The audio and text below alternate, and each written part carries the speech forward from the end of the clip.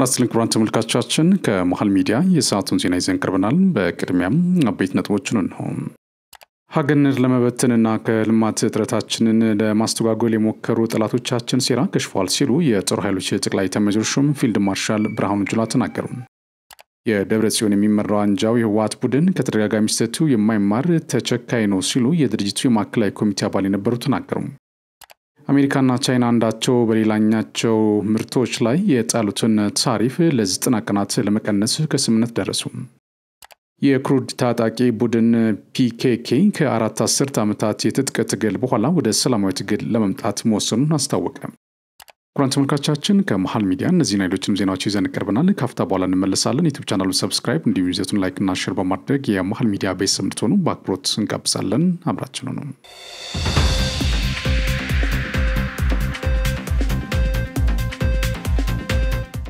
በቅድሚያ ኢትዮጵያ በወሰደቻቸው የኢኮኖሚ ማሻሻያ እርምጃዎች የውጭ ቀጥታ ኢንቨስትመንት በመሳብና የኢኮኖሚ መዋቅራዊ ሽግግርን ለማሳካት በትክክለኛ መንገድ ላይ እንደምትገኝ የፌዴራል ፕሬዝዳንት ታዬ አጽቀሥላሴ ገለጹ። በኢትዮጵያ ኢንቨስት ያደረጉ የ2025 የቢዝነስ ፎረም በአዲስ አበባ እየተካሄደ ይገኛል። የፌዴራል ፕሬዝዳንት ታዬ አጽቀሥላሴ በፎረሙ መክፈቻ ባደረጉት ንግግር ኢትዮጵያ በርካታ የለውጥ እርምጃዎች እየወሰደች መሆኑን ገልጸዋል። የኢኮኖሚ ማሻሻያ እርምጃዎችን እድገት ለማስቀጠል የውጭ ቀጥታ ኢንቨስትመንት ለመሳብና መዋቅራዊ ሽግግርን ማሳካት እንደሚያስችል ማስረድተዋል። ይህም ኢትዮጵያ በትክክለኛው የእድገት ጎዳና ላይ እንድትገኝ አድርጓታል ያሉት ፕሬዝዳንቱ የኢትዮጵያ ኢኮኖሚ ወደፊት ዕጣ ፈንታ ብሩህ ነው ብሏል። ለውጭ ባለሀብቶች ዝግ ሆነው የቆዩ ዘርፎችን የመክፈት ሀገራዊ ሪፎርም፣ የህግና የፖሊሲ ማሻሻያዎችና በተለያዩ ዘርፎች ኢንቨስትመንትን በመሳብ ረገድ ተጨባጭ ለውጥ ማምጣታቸውን አንስተዋል። የማበረታቻ ስርዓቶችን ባለሀብቶች ኢንቨስትመንታቸውን እንዲያስፋፉና ዘላቂነት እንዲያረጋግጡ የሚያግዙ መሆናቸውን ተናግሯል። ፎረሙ ኢትዮጵያ ያላትን ኢንቨስትመንት አቅም ለማሳየት ትልቅ እድል መሆኑን ጠቅሰው የመድረኩ ተሳታፊዎችም የተሻሉ ልምዶችን እንዲለዋወጡ ጥሪ አቅርበዋል። ሀገርን ለመበተንና ከልማት ጥረታችንን ለማስተጓጎል የሞከሩ ጠላቶቻችን ሴራ ከሽፏል ሲሉ የጦር ኃይሎች ጠቅላይ ኤታማዦር ሹም ፊልድ ማርሻል ብርሃኑ ጁላ ተናገሩ። በ47ኛው የምዕራብ እዝ የምስረታ ክብረ በዓል ላይ በክብር እንግድነት የተገኙት የጦር ኃይሎች ጠቅላይ ኤታማዦር ሹም ፊልድ ማርሻል ብርሃኑ ጁላ ሀገርን ለመበተንና ከልማት ጥረታችንን ለማስተጓጎል የሞከሩ ጠላቶቻችን ሴራ በመንግስት በሳል አመራር በሰራዊታችን ተጋድሎና በህዝባችን አንድነት ሊከሽፍ መቻሉን የጦር ኃይሎች ጠቅላይ ኤታማዦር ሹም ፊልድ ማርሻል ብርሃኑ ጁላ ገልጸዋል። የሰራዊታችን አንዱ አቅም የሆነው የምዕራብ እዝም በተሰማራባቸው ቦታዎች በሙሉ የሀገር አለኝታነቱን ለጠላት ደግሞ አይበገሬነቱን ከድል ውጪ ሽንፈት የማያውቅ ጀግና እዝ መሆኑን በተግባር ያሳየ መሆኑን ተናግሯል። እዙ ምስረታውን ሲያከብር የሀገራችን ታሪካዊ ጠላቶች ሴራ የከሸፈና የተላላኪ ባንዳዎች እየከሰመ ያለበትና የታላቁ ህዳሴ ግድብ የማጠናቂያ ምዕራፍ ወቅት መሆኑን ለየት ያደርገዋል ብሏል። የምዕራብ እዝ ከምስረታው ጀምሮ በተሰለፈባቸው አውድ ውጊያዎች የድል ምልክት መሆኑን የገለጹት ፊልድ ማርሻል ብርሃኑ እዙ የሀገራችንን ሙሉ ሰላም ለማረጋገጥ ለሚሰጠው ተልዕኮም እንዲዘጋጅ አሳስበዋል። እዙ በጥሩ መሰረት ላይ የተገነባ የኢትዮጵያን ድል ያፈጠነና በበርካታ ውጊያ ተፈትኖ ፈተናን የተሻገረ በመሆኑ የደማቅ ድሎች ባለቤትነቱን አጠናክሮ እንዲቀጥል አሳስበዋል። የምዕራብ እዝ በሰሜን እየተዋጋ በምዕራብ የታላቁ ህዳሴ ግድብ ከጠላት በመጠበቅ የማይረሳ ታሪክ የፈጸመ የሀገር አለኝታ መሆኑን በተግባር ያረጋገጠ ክፍል መሆኑን ጠቁሟል። የታላቁ ህዳሴ ግድብ ግንባታን ለማሰናከል የተሰማሩ ከ15 ሺህ በላይ ቅጥረኞችን በመደምሰስ የሰራው ጅብድም በታሪክ ሲወሳ የሚኖር መሆኑን አውስቷል። እዙ በተሰማራባቸው ክልሎች በጽንፈኞችና በሽብርተኞች እንዲቆም የተደረጉ የመሰረተ ልማቶች ወደ ስራ እንዲገቡና ህዝቡ በሰላም ወጥቶ እንዲገባ ከማስተዳደር አካላት ክልሎች የጸጥታ አካላት ጋር ያከናወናቸውን ቅንጅታዊ ስራዎችም በአርአያነት የሚወሰድ መሆናቸውን ተናግሯል። በተሰማራባቸው ቦታዎች የተገኘው ሰላም ዘላቂነት ለማስቀጠል የበለጠ ሊሰራ እንደሚገባ አመላክቷል። የምዕራብ እዝ መነሻ ከሆኑት ከጀግኖቹ 22ኛና 24ኛ ክፍለ ጦር የወረሱትን የአሸናፊነት የጀግንነትና የጽናት ባህሪ አጠናክረው እንዲያስቀጥሉ አስገንዝበዋል። የምዕራብ እዝ በተሰማራባቸው ቦታዎች በሙሉ የሀገርና የህዝብ አለኝታነቱን ለጠላት ደግሞ አይበገሬነቱን ያስመሰከረ ጀግና እዝ መሆኑን ገልጿል። ለተመዘገበው ድልና ለመጣው ሰላም የሃይማኖት አባቶች፣ የሀገር ሽማግሌዎች፣ አባገዳና ሀዲሲንቄዎች፣ የአካባቢ ጸጥታና አስተዳደር አካላትና የሁሉ ማህበረሰብ ውጤት በመሆኑ እንኳን ደስ ያላችሁ መልእክታቸውን አስተላልፈዋል። በተሳሳተ ስሌት ሀገራችን ላይ ትንኮሳ ለመፈጸም የሚሞክሩ ኃይሎች ካሉ መከላከያ ሰራዊቱም በሁለንተናዊ ዝግጁነት ላይ እንደሚገኝ አረጋግጠዋል። 47ኛው የምዕራብ እዝ የምስረታ ክብረ በዓል በወለጋ ስቴዲየም የክልል ርዕሰ መስተዳድሮች፣ የፌዴራል የክልል ከፍተኛ የስራ ኃላፊዎችና የመከላከያ ሰራዊቱ አመራርና አባላት የነቀምቴ ከተማና አካባቢ ነዋሪዎች በተገኙበት በታላቅ ድምቀት ተከብሯል። በጀግኖች መስዋዕትነት የተረከብነውን አደራ ለማስቀጠል ተዘጋጅተናል ሲሉ የምዕራብ እዝ ሰራዊት አባላት ተናገሩ። በ47ኛው የምዕራብ እዝ ምስረታ ክብረ በዓል ላይ የታደሙ የእዙ አባላት በዓሉ የእዙን የጀግንነት ታሪክ ያወቁበትና የጀግኖችን አደራ ለማስቀጠል ተነሳሽነትን የፈጠረባቸው መሆኑን ገልጿል። እዙ ለሀገራችን ሉዓላዊነት ለህዝቦች ደህንነትና ሰላም ባበረከተው ሚና ኩራት እንደተሰማቸው የገለጹት የእዙ አባላት የእዙን ታሪክ ለትውልድ ለማውረስ የበዓሉ መከበር ከፍተኛ ጠቀሜታ እንዳለውም ተናግረዋል። የምዕራብ እዝ በአራቱ የሀገራችን ማዕዘን በተሰማራባቸው የሰላም ማስከበር ተልዕኮና አሸባሪዎችን ለመከላከል ባደረገው ትግልና ያስመዘገባቸው ድሎች የበለጠ ተሰንዶ ለትውልድ ሊተላለፍ እንደሚገባ ጠቁሞ የእዙን ታሪክ ለመዘከር የተዘጋጁ ስራዎች ተጠናክሮ ሊቀጥሉ እንደሚገባም ገልጿል። ከጀግኖች የወረሱትን ጽናት፣ ጀግንነትና የሀገር ፍቅርን ለሀገራቸውና ለሙያቸው በመታመን ዘመኑ የሰጣቸውን ሀገራዊ ኃላፊነት ለመወጣትም መዘጋጀታቸውን አረጋግጧል። 47ኛው የምዕራብ እዝ የምስረታ ክብረ በዓል በነቀምቴ ከተማና የእዙ ክፍሎች በሚገኙባቸው ቀጠናዎች በድምቀት ተከብሯል።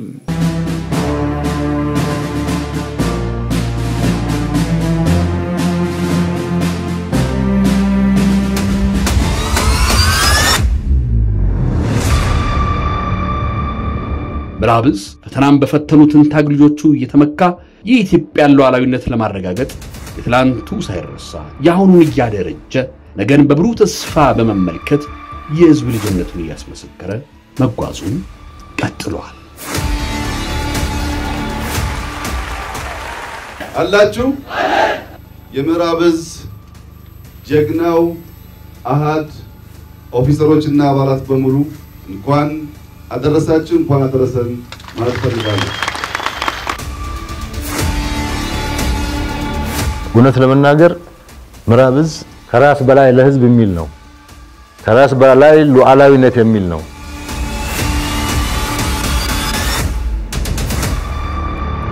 ምዕራብ እዝን የሚገልጸው በማንኛውም የመሬት ጸባይ መዋጋት ነው።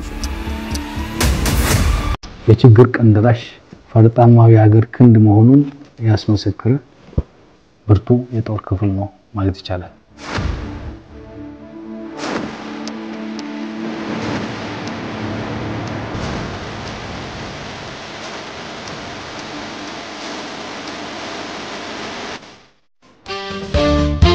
የምዕራቡ ጀንበር ጋሻ መጠሪያች ከራስ በፊት ለህዝብ ታሪካዊ የ47ኛው ዓመት የምስረታ በዓል እንኳን በሰላም አደረሳችሁ አደረሰን ማለት ፈልጋለሁ። ለዚህ ስኬት ለዚህ በዓል እንኳን አደረሳችሁ። የሚያኮራ ስራ የሰራ እዝ ነው። በዚህ ውስጥም ጀግኖች ሴቶች እንዳሉ ጀግንነቱ የሚፈልቀው ከጠንካራ ስነ ልቦናዊ ዝግጁነቱ ነው እና የዚህ ጀግና እዝ አባል መገኘት እድለኝነት ነው። ሊገልጸው ማልችለው ደስታና ኩራት ነው የሚሰማኝ። ምዕራብ እዝ አመራርና አባላት እንዲሁም ለሲቪል ሰራተኛ ውጪም በግዳጅ ላይ የሚገኝ በሀገር ውስጥም በግዳጅ ላይ ለሚገኝ እንኳን ለልደታችሁ ቀን የድልና የልደት በዓላችሁ እንኳን አደረሳችሁ። እግዚአብሔር ይጠብቃችሁ ያኖራችሁ። እንወዳችኋለን። ምዕራቦች እንኳን ደስ አላችሁ። በማንኛውም ጊዜ ከጎናችሁ ነን። ጀግኖች የምዕራብ እዝ አመራርና የሰራዊት አባላት የ47 ዓመት የልፋትም የመስዋዕትነትም ውጤት ምዕራብ እዝን እንድትወለድና እንድትገኝ ያደረገ ስለሆነ እንኳን ለ47ኛው በዓል አደረሳችሁ አደረሰን። ወደፊትም ታላላቅ ድሎችን ለማስመዝገብ ቃላችሁን የምታድሱበት ሆነላችሁ። በድጋሚ 47ኛ የምስረታ በዓላችሁ መላው አባላትና አመራሩ ሰላም አደረሳችሁ። የሚቀጥለው የሥራ ዘመናችን የስኬት የሰላምና የብልጽግና እንዲሆንልን እመኛለሁ። መጨረሻም በዓላችሁ ያማረ የሰመረ የተሳካ እንዲሆን እመኛለሁ። መልካም በዓል። የምዕራቡ ጀንበር ጋሻ መጠሪያች ከራስ በፊት ለመላው የምዕራብ እዝ አመራርና አባላት እንኳን ለ47ኛ ዓመት ምስረታ ክብረ በዓል እንኳን በሰላም አደረሳችሁ አደረሰ። በዓሉም የሰላም የጤና የስኬት ጎዳና እንዲሆንላችሁ እመኛለሁ። እንደ መከላከያ ሰራዊትም እንኳን ደስ አላችሁ ይላለሁ። የ47ኛ ዓመት የምስረታ በዓል ለማክበር እየተዘጋጃችሁ ያለ የሰራዊት ክፍልም እንኳን ለዚህ ቀን አደረሳችሁ። የምዕራቡ ጀንበር ጋሻ የምዕራብ ዕዝ በሙሉ እንኳን ለ47ኛ ዓመት ለመስረታ በዓል እንኳን በሰላም አደረሳችሁ። የሀገራችንን ሉዓላዊነት ለማስከበር ከፍተኛ ሚና እንደምንጫወት ተስፋ አደርጋለሁ። እንኳን አደረሳችሁ ማለት ፈልጋለሁ። እንኳን ለመስረታው በዓል አደረሳችሁ። የምዕራቡ ጀንበር ጋሻ መርጠሪያችን ጽንፈኛውን የሸኔ ኃይል በመመከት የህዝቦችን አንድነት በመጠበቅ የኢትዮጵያን ቀጣይነት በማረጋገጥ ከማንም በላይ አይተኬ ሚና የተጫወተ አስደናቂ ክፍል ጋሻ የተቋም ምሰሶ ጠንካራ ሰላም ጠባቂ የምንመካበት ሰራዊት ስለሆነ እንኳን አደረሰው እንላለን።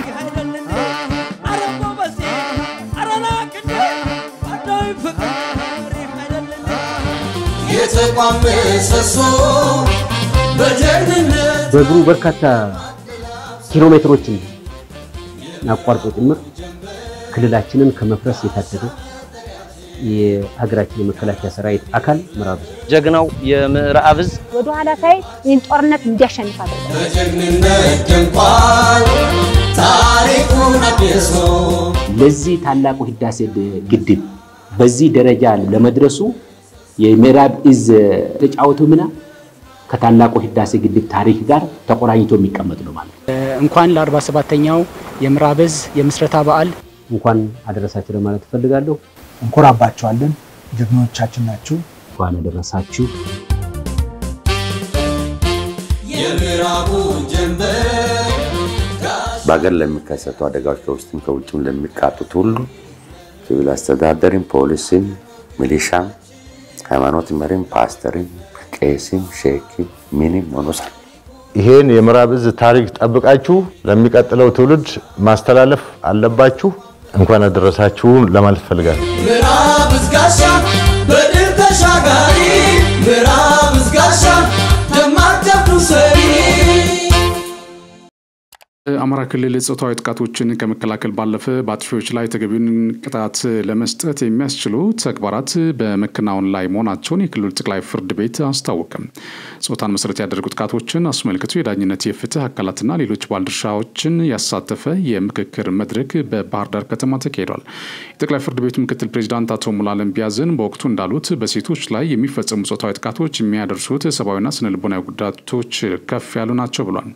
መድረኩም ጾታዊ ጥቃቶች ከመፈጸማቸው አስቀድሞ ችግሩን ለመከላከል በሚያስችሉ ተግባራት ላይ የጋራ መግባባት ለመፍጠር ያለመ ነው ብሏል። ባለድርሻ አካላትም የተዛነፉ አስተሳሰቦችን ከማስተካከል ባለፈ የጥቃቱ ሰለባዎች እንዲጠበቁና አጥፊዎች የህግ ተጠያቂነት እንዲረጋገጥ ቁርጠኛ ሆነው ሊሰሩ እንደሚገባ አሳስበዋል። በየደረጃ ያሉ ፍርድ ቤቶችም እንዲሁ አይነት ጉዳዮች ሲቀርቡ ጥንቃቄ በተሞላበት አግባብ የቀረቡትን ማስረጃዎች በተገቢው መንገድ ከህግ ጋር አገናዝበውና መርምረው አስተማሪ የሆኑ ውሳኔዎችን እንዲያሳርፉ እየተሰራ መሆኑን አስታውቋል። የጠቅላይ ፍርድ ቤቱ ፕሬዝዳንት ልዩ አማካሪ ረዳት ፕሮፌሰር ወርቁ ያዘ በበኩላቸው ባቀረቡት የውይይት መነሻ ሰነድ እንዳሉት ሴቶች በሚፈጸምባቸው ጥቃቶች ማህበራዊና ኢኮኖሚያዊ ተጋላጭነታቸው ሰፊ ነው። በመሆኑም ለተጎጂዎች የተፋጠነ የፍርድ ሂደት እንዲኖር የሚያስችል ማኑዋል ለማዘጋጀት እየሰራ ነው ብሏል። ይህም ወንጀሎች ተፈጽመው ሲገኙ የዳኝነት ሂደቱ የተጎጂዎችን የስነ ልቦና ስብራት ሊመልስ በሚችል መልኩ የተፋጠነ የፍርድ ውሳኔዎችን ለመስጠት ምቹ ሁኔታ ለመፍጠር ታሳቢ ያደረገ ነው ብሏል። ጾታዊ ጥቃቶችን ቀድሞ በጋራ ለመከላከል የተሰራ መሆኑን የገለጹት ደግሞ የክልሉ ሴቶች ህጻናትና ማህበራዊ ጉዳይ ቢሮ ምክትል ኃላፊ ወይዘሮ ዝና ጌታቸው ናቸው። ጾታዊ ጥቃት ለደረሰባቸው ሴቶች የስነ ልቦና የህክምናና የምግብ ድጋፍ አገልግሎት የሚሰጡ የአንድ ማዕከል አገልግሎት መስጫ ማዕከላት የተስፋፉ መሆናቸውንም ገልጿል። ጾታዊ ጥቃት ለተፈጸመባቸው ህጻናትና ሴቶች የተፋጠነ የህግ ምላሽ ለመስጠትም ከፍትህ አካላት ጋር የተሰራ ነው ብሏል። በመድረኩ የክልሉ የዞንና ወረዳዎች ዳኞች፣ አቃቢያነ ህግ፣ የሃይማኖት አባቶችና ሌሎች ባለድርሻ አካላት ተሳትፏል። በተጨማሪም ጠቅላይ ፍርድ ቤቱ በዳኞች የስነ ምግባር ላይ ያተኮረ የውይይት መድረክ ከዳኞችና ሌሎች ባለድርሻ አካላት ጋር ማካሄዱ ታውቋል። የሰሜን ምዕራብ ዕዝ ክፍለ ጦር ዋና አዛዥ ኮሎኔል ስንታየሁ ሰይድ በደቡብ ጎንደር ዞን ሊቦ ኩመከም ወረዳ በሚካኤል ደብር ቀበሌ ከሰሞኑ ባደረገው ዘመቻ የጽንፈኛ ቡድኖች ለእኩይ ተግባራቸው ማስፈጸሚያ በድብቅ ሲዘጋጁት የነበሩ የጦር መሳሪያ መለዋወጫዎች፣ ተተኳሾች፣ አልባሳትና ትጥቆችን ከማዕከላዊ ጎንደር ዞን የጸጥታና ደህንነት ክፍል በደረሰ መረጃ መሰረት ስምሪት በማድረግ በቁጥጥር ስር ማዋል ችለናል ሲሉ ተናገሩ። በኦሮሚያ ክልል ምዕራብ ሸዋ ዞን በደሬ አንጭና ወረዳ ጉያማ ደበሌ ቀበሌ ባደረገው ስምሪት የሸኔ ቡድን ላይ አስፈላጊውን እርምጃ መውሰድ ችለናል ያሉት የዋልታ ክፍለ ጦር ምክትል አዛዥ ለኦፕሬሽናል ሌተናል ኮሎኔል ሰላሙን ወልደሩፋይል ሸኔ ሲጠቀምበት የነበረውን የነፍስ ወከፍ መሳሪያ በቁጥጥር ስር መዋል መቻላቸውን ተናግሯል። በምስራቅ እዝ ስር የአንድ ሬጅመንት አዛዥ ሻለቃ ዮናስ ካሳ እንዳሉት በሰሜን አጭፈር ወረዳ በአያ ጫንቃ ቀበሌ በዳርፉር አውትሌት ገበሬ ከተማ ቀበሌ በተለይም በወንበራ የሶስ ቀበሌ ልዩ ስሙ ታንቲካ እና እማዋይ ሸንጉሊት በሚባሉ ጎጦች ላይ በተደረገው ዘመቻ ጽንፈኛው ከበባ ውስጥ በማስገባት 18 የጠላት ኃይልን በመደምሰስ 6 በማቁሰል መትረየስን ጨምሮ ክላሽና ልዩ ልዩ ተተኳሽ ተማርኳል። የአየር ወለድና ኮማንዶ ሬጅመንት በአማራ ክልል ሰሜን ሸዋ ዞን ፈርስ መጋለቢያ በተባለ ቦታ ተሰማ እርገጤና ከበደ ጌጡ የተባሉ የጽንፈኛ አመራሮችን ከነግብረ አበሮቻቸው መደምሰሱን የሬጅመንቱ አዛዥ ሻለቃ ወንዲፍራው ሽፈራው ገልጿል። ሬጅመንቱ ጽንፈኛውን ሊተላለፍ የሚችልበት መንገድ ላይ ደፈጣ በመያዝ እርምጃ መውሰዱን የገለጹት አዛዡ መሳሪያና ተተኳሽ በቁጥጥር ስር መዋል መቻሉን ተናግረዋል። በምዕራብ ጎጃም ዞን ቋሪት ወረዳ በገነት አቦ ቀበሌ የተሰማራው ክፍለ ጦር በቀጠናው መሳሪያዎች፣ ኮምፒውተሮችና ሞተር ሳይክሎችን እንዲሁም ልዩ ልዩ መገልገያ ቁሶችን ከጽንፈኛው እጅ መያዝ መቻሉን መቶ አለቃ ጀማል ሰይድ ተናግረዋል። ዘገባው የመከላከያ ሰራዊት የማህበራዊ ትስስር ገጽ ነው። የቀድሞ የመቀሌ ዩኒቨርሲቲ ፕሬዝዳንትና ትምህርት ሚኒስትሩ አማካሪ ሚኒስትር ዴኤታ የሆኑት ፕሮፌሰር ክንደያ ገብረሕይወት የደብረጽዮን ቡድን ከተደጋጋሚ ስህተቱ የማይማር ተቸካይ ነው ሲሉ ወቀሱ። የህወሓት ማዕከላዊ ኮሚቴ የነበሩት ፕሮፌሰር ክንደያ ገብረሕይወት በኤክስ ገጻቸው ባስተላለፉት መልእክት በደብረጽዮን ገብረ ሚካኤል የሚመራው ቡድን ከቀደመ ተደጋጋሚ ስህተቱ የማይማር በህዝብ ኪሳራ የግልና የቡድን ጥቅሙን ለማስጠበቅ ስልጣንን የሙጥኝ ያለ ኃይል ነው ሲሉ ወቅሰዋል። በዶክተር ደብረጽዮን የሚመራው ወንጃዊ ህወሓት ቡድን በትግራይ ደቡባዊ ዞን ውስጥ አንዳች አይነት ተቀባይነት እንደሌለው የጠቀሱት ፕሮፌሰር ክንደያ ቡድኑ በዞኑ ህዝብ ያጣውን ህጋዊ ቅቡልነት ወይም ሌጂቲሜሲ በኃይል ለማግኘት ከሰሞኑ የጀመረው እንቅስቃሴ እኔ ከሞትኩ ሰርዶ አይብቀል ካላቸው እንስሳት ጋር የሚመሳሰል በቀቢጸ ተስፋ የገባበት የእውር ድንብር እርምጃ ነው ሲሉ ኮንነውታል። ቅጥረኛው የህወሓት ቡድን ከታሪካዊ ጠላቶቻችን የሰጠውትን ተልእኮዎች ለማሳካት ከመጨረሻው የዝግጅት ምዕራፍ ላይ ደርሶ ይገኛል ሲሉ አምባሳደር ሱሌማን ገለጹ። ህወሓት ያነገበችው ኢትዮጵያን የማፈራረስ ተልእኮዎች ከትግራይ ህዝብ መብት ጥቅምና ጥያቄዎች ጋር የሚያገናኘው ምንም ነገር የለም ያሉት አምባሳደሩ ህወሓት እንደሚሰብከው የትግራይ ህዝብና ህወሓት አንድና ያው ሆነው አያውቁም ሲሉም ተናግረዋል። ህወሓት በጸረ ኢትዮጵያ ባዕዳን ኃይሎች ተጠፍጥፎ የተሰራ ዘራፊ የማፊያ ቡድን መሆኑና የትግራይ ህዝብ ደግሞ የኢትዮጵያና የኢትዮጵያዊነት መሰረት በመሆን ከለየላቸው ቅጥረኞች ቡድኖች ጋር አንድነት ያለው ሊሆን አይችልም ብሏል።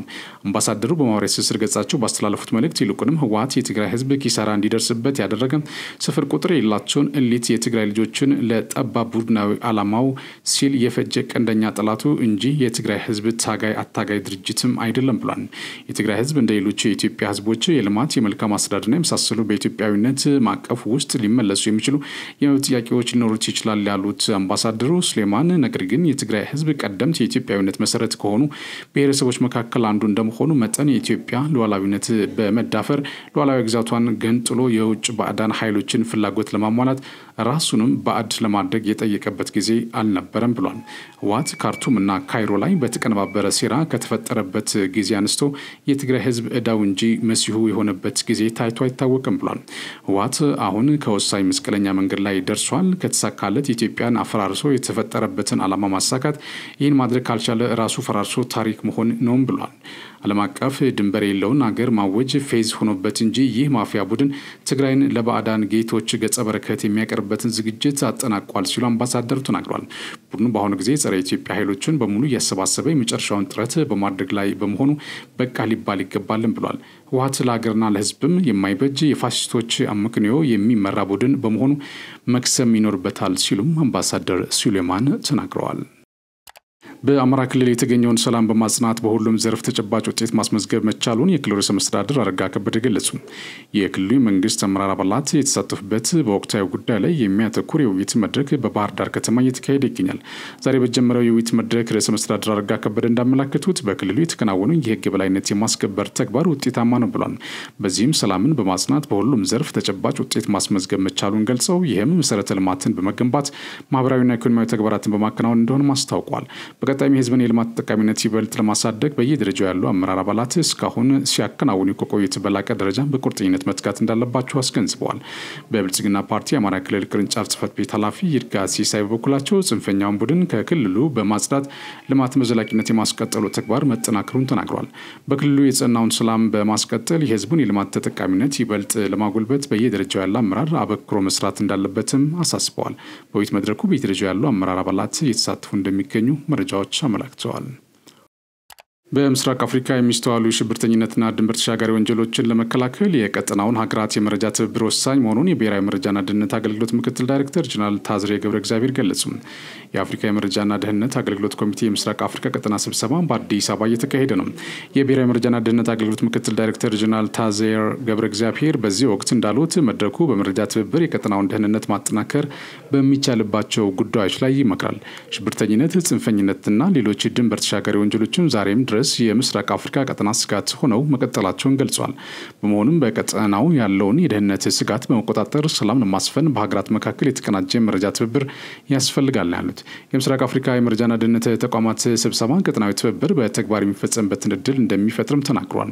የጸጥታ ስራ የጋራ ትብብርን የሚጠይቅ ነው ያሉት አቶ ታዚር ተቋማቱ ፈጠራን የተከተለና የህግ ማዕቀፍን ታሳቢ ያደረገ ቅንጅት መፍጠር አለባቸው ብሏል። የአፍሪካ የመረጃና ደህንነት አገልግሎት ኮሚቴ ዋና ጸሐፊ ጃክሰን ሀማታ በበኩላቸው የአፍሪካ የመረጃና የደህንነት አገልግሎት ኮሚቴ ዓላማው የቀጠናውን ደህንነት በጋራ ለመጠበቅ ትብብርን መፍጠር መሆኑን ገልጿል። የምስራቅ አፍሪካ ሀገራት በመረጃ ላይ የተመሰረተ ቅንጅት በመፍጠር ሽብርተኝነትና ድንበር ተሻጋሪ ወንጀሎችን መከላከል እንዳለባቸው ተናግረዋል። ካሳንቺስ ኮሪደር ላይ የህግ ጥሰት በመፈጸም የህዝብ ሀብት ላይ ጉዳት ያደረሰ ሻም የተባለ የመኪና ኪራይ ድርጅት 100,000 ብር መቀጣቱን የቂርቆስ ክፍለ ከተማ ደንብ ማስከበር ጽሕፈት ቤት ገለጸ። በቂርቆስ ክፍለ ከተማ ወረዳ 8 ካሳንቺስ አካባቢ ከምሽቱ 2 ሰዓት አካባቢ ጨለማን ተገን በማድረግ ባልተፈቀደ ቦታ በኮሪደር ልማት ላይ ጉዳት በማድረስ የህግ ጥሰት የፈጸመው ሻም የተባለ የመኪና ኪራይ ድርጅት የ100,000 ብር መቀጣቱን ተገልጿል። ድርጊቱ ህግ በመተላለፍ የህዝብ ሀብት ላይ ጉዳት ማድረስ በመሆኑ ከቅጣቱ ባለፈ ተጠያቂነትም ስለሚያስከትል አሽከርካሪው በህግ ቁጥጥር ስር ይውል ዘንድ ክትትል እየተደረገ መሆኑን ከክፍለ ከተማው ደንብ ማስከበር ጽሕፈት ቤት የተገኘው መረጃ አመላክቷል። የዜና በቀጥታ የሚተላለፍላችሁ ከመሃል ሚዲያ ነው። ወደ ውጭ እናልፋለሁ። የኩርዱ ታጣቂ ቡድን ፒኬኬ ከ4 አስርት ዓመታት የትጥቅ ትግል በኋላ ወደ ሰላማዊ ትግል ለመምጣት መወሰኑ አስታወቀም። ቡድኑ ውሳኔውን ያስተላለፈው በፈረንጆቹ 2025 ከግንቦት 5 እስከ 7 ባደረገው ኮንግረስ ነው። ፒኬኬ ለ40 ዓመታት ያደረገው የትጥቅ ትግል የኩርዲስታን ህዝብ ለከፋ ችግር ዳርጎታል ያለው ቡድኑ የኩርድን ጥያቄ በሰላማዊ ፖለቲካ ትግል መፍታት የተሻለ አማራጭ ሆኖ መገኘቱን ገልጿል። በ12ኛው የቡድኑ ኮንግረስ የተላለፈውን ውሳኔ ተከትሎ የቡድኑ ወታደራዊ መዋቅሮች እንደሚፈርሱ የገለጸው ቡድኑ ከዚህ በኋላ በቡድኑ ስም የሚደረግ ማንኛውም አይነት ወታደራዊ ዘመቻ አይኖርም ብሏል። የቱርክ ኤኬ ፓርቲ ቃል አቀባይ ኦማር ቼሊክ ፒኬኬ ሰላማዊ አማራጭን መቀበሉ ከሽብር ስጋት ነፃ የሆነች ቱርክን ለመገንባት ለሚደረገው ጥረት መሰረት የሚጥል ነው ብሏል። ቡድኑ ያሳለፈውን ውሳኔ ተግባራዊ ካደረገ እንዲሁም ሁሉንም የፒኬኬ ክንፎች ካፈረሰና ህገወጥ መዋቅሮችን ከዘጋ ቱርክ ከቡድኑ ጋር ንግግር ማድረግ እንደሚጀምር ማረጋገጣቸውን አናዶል ዘግበዋል። አሜሪካና ቻይና አንዳቸው በሌላኛቸው ምርቶች ላይ የጣሉትን ታሪፍ ለ90 ቀናት ለመቀነስ ከስምምነት ደረሱ። የአሜሪካ ግምጃ ቤት ዋና ጸሐፊ ስኮት ቤሴንት ለ90 ቀናት ሁለቱም ሀገራት የጣሉትን ታሪፍ በ115 በመቶ ዝቅ ለማድረግ መስማማታቸውን ተናግሯል። ሁለቱ ሀያላን ሀገራት እዚህ ስምምነት ላይ መድረሳቸው የተገለጸው በሳምንቱ መጨረሻ በስዊዘርላንድስ በዝግ ንግግር ሲያደርጉ ከቆዩ በኋላ ነው። ይህ ንግግር ዶናልድ ትራምፕ ወደ አሜሪካ በሚገቡ ምርቶች ላይ ከፍተኛ ታሪፍ ከጣሉ በኋላ ለመጀመሪያ ጊዜ የተደረገ ውይይት ነው። ፕሬዚዳንት ትራምፕ ከቻይና በሚገቡ ምርቶች ላይ 145 በመቶ ታሪፍ ሲጥሉ ቤጂንግ በምላሹ ከአሜሪካ በሚገቡ ምርቶች ላይ 125 በመቶ ታሪፍ ጥላለች። ይሁን እንጂ አሁን አሜሪካ በቻይና ምርቶች ላይ የጣለችውን ታሪፍ ለ90 ቀናት ወደ 30 በመቶ ዝቅ ስታደርግ ቻይና በአሜሪካ ምርቶች ላይ የጣለችውን ታሪፍ ደግሞ እንዲሁ ለተመሳሳይ ቀናት ወደ 10 በመቶ ይቀንሳል። አሜሪካ ህገወጥ የሆነውን የፌንታንሊ ኦፒዮድ እጽ ለመቆጣጠር በሚል ያካተቻቸውን እርምጃዎች እንዳሉ መሆናቸውም ተገልጿል። የአሜሪካ ባለስልጣናት የቻይና መንግስት ችግሩን ለመፍታት ባሳየው ፈቃደኝነት መደነቃቸውን ተናግረዋል። አሜሪካና ቻይና የገቡበት የንግድ ጦርነት በፋይናንስ ገበያውና በዓለም ላይ ግሽበትን ያስከትላል የሚል ፍርሃት ቀስቅሶ ነበር። የአሜሪካ ግምጃ ቤት ዋና ጸሐፊ ስኮት ቤስት ውይይቱን ገንቢና ውጤታማ ሲሉ የገለጹት ሲሆን የቻይናው ምክትል ጠቅላይ ሚኒስትር ሂሊ ፌንግ በበኩላቸው ንግግሮቹ በጥልቀትና በመግባባት የተካሄዱ መሆናቸውን ገልጿል። በጄኔቭ ሲደረግ የቆየው የሁለቱ ቀን ንግግር መጠናቀቁን ተከትሎ የአሜሪካ የንግድ ተወካይ አምባሳደር ጃሚሲያን ግሪር ከቻይናውያን አጋሮቻችን ጋር የደረስንበት ስምምነት አሜሪካ ያለባትን 1.2 ትሪሊየን የንግድ ጉድለት ይቀንሳል ብለዋል። በሴንት አሜሪካ እና ቻይና በመካከላቸው የተፈጠረውን የንግድ ጦርነት በመቀዛቀዝ ረገድ ወሳኝ የሆነ እርምጃ ላይ መድረሳቸውን ሲናገሩ ምክትል ጠቅላይ ሚኒስትር ሂ ደግሞ ንግግሩ ለሁለት ሀገራት ትልቅ ጠቀሜታ አለው፣ ነገር ግን ለዓለም አቀፉ ምጣኔ ሀብት መረጋጋትና እድገት ትልቅ አስተዋጽኦ ይኖረዋል ብለዋል።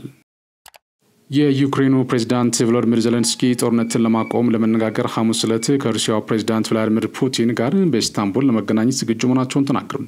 ዶናልድ ትራምፕ ፑቲን በሁለቱ ሀገራት መካከል በቱርክ ቀጥተኛ ውይይት ለማድረግ ያቀረቡትን ጥሪ ዩክሬን እንድትቀበል ከጠየቁ በኋላ ነው ዜሌንስኪ በኤክስ ገጻቸው ላይ ዝግጁነታቸውን የገለጹት።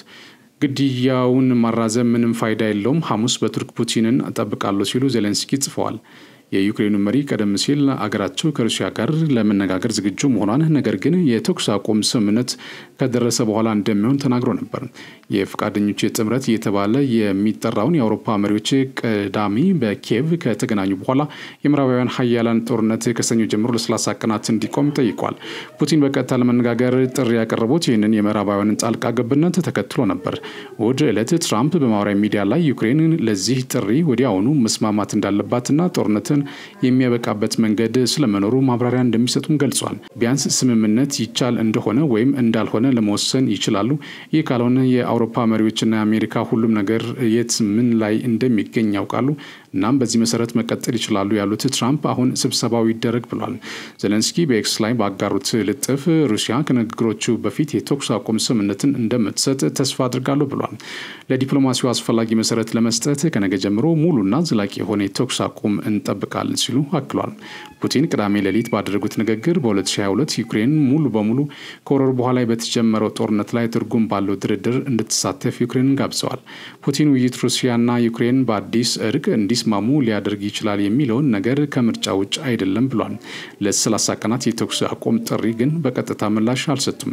የሩሲያ መሪ ይህ የዩክሬን ታጣቂ ኃይሎች አዳዲስ ትጥቅና የሰው ኃይል ካገኙና አዲስ ኮማንድ ፖስቶች ከተቋቋሙ በኋላ ወደ ተጨማሪ ጦርነቶች ሳይሆን የረጅም ጊዜ ዘላቂ ሰላም ለመምጣት የመጀመሪያው እርምጃ ይሆናል ሲል የዘገበው ቢቢሲ ነው። ክቡራን ተመልካቾቻችን ከመሃል ሚዲያ ለሰዓቱ ያዝናቸው ዜናዎች እነዚህ ናቸው። ስለተከታተላችሁ እናመሰግናለን። ቀሪ ዝግጅቶች ይቀጥላሉ። በእኔ በኩል ጨርሻለሁ። በያላችሁበት ሰላም